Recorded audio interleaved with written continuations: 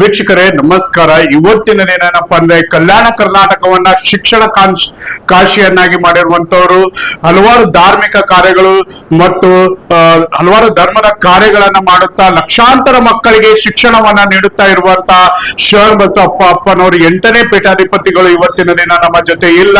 ನಮ್ಮ ಜೊತೆ ಅದರ ಕುರಿತಾಗಿ ಮಾತನಾಡಲು ಮಾಜಿ ಸಚಿವರಾಗಿರುವಂತಹ ರಾಜಶೇಖರ್ ಬಿ ಪಾಟೀಲ್ ಅವರಿದ್ದಾರೆ. ಸರ್ ನಮಸ್ಕಾರ.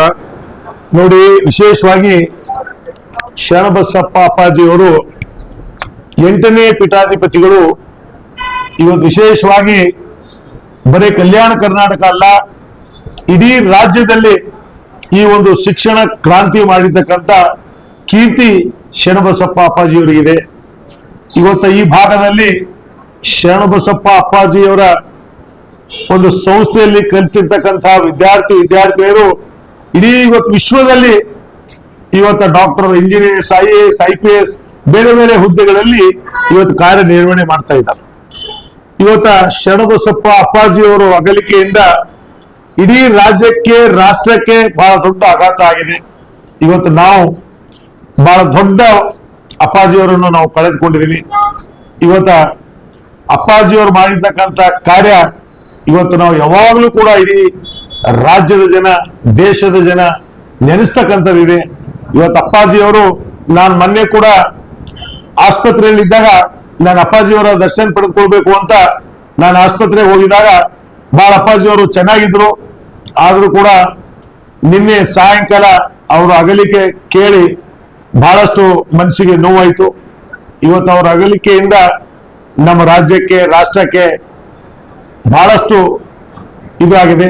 ಅದ್ ಸಲುವಾಗಿ ಅಪ್ಪಾಜಿಯವರ ಆತ್ಮಕ್ಕೆ ಶಾಂತಿ ಸಿಗ್ಲಿ ಅಂತ ಆ ದೇವರಲ್ಲಿ ನಾನು ಪ್ರಾರ್ಥನೆ ಮಾಡ್ತೇನೆ. ಅಲ್ಲದೇ ತ್ರಿಮುಖವಾಗಿರುವಂತಹ ದಾಸೋಹವನ್ನ ನಡೆಸ್ತಾ ಇದ್ರು, ಅಲ್ಲದೇ ಶಿಕ್ಷಣ ಕೂಡ ಬಹಳಷ್ಟು ಒತ್ತು ಕೊಡ್ತಾ ಇದ್ರು.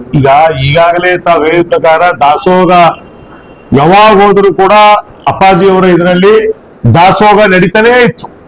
ಅದ್ರ ಜೊತೆಯಲ್ಲಿ ಅನ್ನ ದಾಸೋಹ ಮತ್ತು ಶಿಕ್ಷಣ ದಾಸೋಹ, ಇವತ್ತ ಎರಡೂ ದಾಸೋಹ ಬಹಳ ಮುಖ್ಯವಾಗಿರ್ತಕ್ಕಂಥದ್ದು. ಅವು ಎರಡೂ ದಾಸೋಹ ಮಾಡಿ ಅವ್ರದೇ ಆದಂತ ಒಂದು ದೊಡ್ಡ ಅಪ್ಪಾಜಿಯವರು 8ನೇ ಪೀಠಾಧಿಪತಿಗಳಾಗಿ ಅವರು ಕಾಲಾವಧಿಯಲ್ಲಿ ಸಾಕಷ್ಟು ಅಭಿವೃದ್ಧಿ ಆಗ್ತಕ್ಕಂಥ ಕಾರ್ಯಗಳು ಅಪ್ಪಾಜಿಯವರು ಮಾಡಿದ್ದಾರೆ.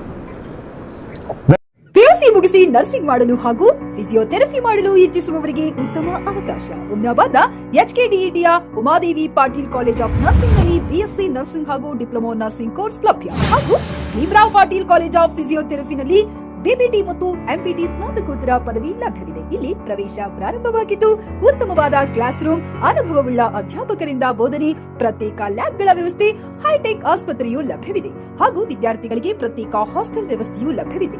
ಹಾಗಿದ್ರೆ ತಡೆಯಾಕೆ, ಹಿಂದೆ ಭೇಟಿ ನೀಡಿ. NH65 ರಸ್ತೆ, ವೀರಭದ್ರಗಿರಿ, ಸಿಂಗನಕೇರ ಕ್ರಾಸ್, ಹುಮ್ನಾಬಾದ್. ಹೆಚ್ಚಿನ ಮಾಹಿತಿಗಾಗಿ ಸಂಪರ್ಕಿಸಿ ಆಡಳಿತಾಧಿಕಾರಿ ಡಾಕ್ಟರ್ ಸದಾನಂದ ಪತ್ರಿ 9019078988. ಯುವ ಕ್ರಾಂತಿ ಸಂಘಟನೆ 13ನೇ ಸಂಸ್ಥಾಪನಾ ದಿನ ಇದೇ ಆಗಸ್ಟ್ 16ನೇ ಶನಿವಾರದಂದು ಬಸವ ಕಲ್ಯಾಣದ ಮಾತೆ ಮಹಾದೇವಿ ಫಂಕ್ಷನ್ ಹಾಲ್ನಲ್ಲಿ ನಡೆಯಲಿದ್ದು, ಸಹಸ್ರಾರು ಸಂಖ್ಯೆಯಲ್ಲಿ ಭಾಗವಹಿಸಲು ಸಂಸ್ಥಾಪಕ ರಾಜ್ಯಾಧ್ಯಕ್ಷ ಗುಂಡೂರೆಡ್ಡಿ ವಿನಂತಿಸಿದ್ದಾರೆ. ರಾಜ್ಯದ ಯಾವುದೇ ತಾಲೂಕು, ಜಿಲ್ಲೆಯಿಂದ ಸಂಘಟನೆ ಸೇರಾ ಬಯಸುವವರು ಇಲ್ಲಿ ಸಂಪರ್ಕಿಸಿ 9972767143.